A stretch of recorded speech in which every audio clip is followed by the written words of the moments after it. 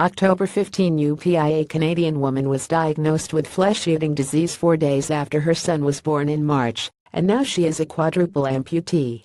Last week, the woman and her fiancé filed a negligence lawsuit in Nova Scotia Supreme Court against the hospital where she gave birth, UK Health Centre, and 5 doctors.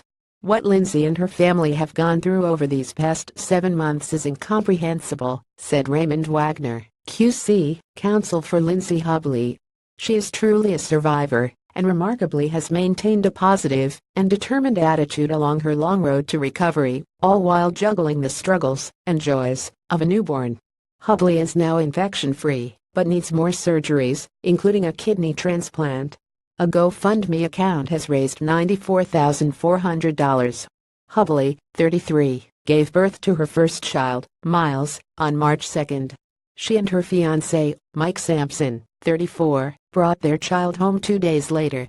Early the next day, Hubley began feeling a sharp, distinct, abdominal pain. At 9 a.m., the couple and their newborn returned to UK Health Centre, where doctors said she was suffering from constipation. The family went back home. After the pain increased the next day, Hubley was rushed in an ambulance to Queen Elizabeth II Emergency. She was suffering from secondary septic shock and her organs were failing. Hubley was diagnosed with necrotizing fasciitis and placed in a medical coma. Her arms and legs were amputated, and doctors performed a total hysterectomy. According to the Centers for Disease Control and Prevention, the condition occurs rarely when bacteria enters the body through an open wound. Hubley is still primarily confined to a hospital bed 7 months later.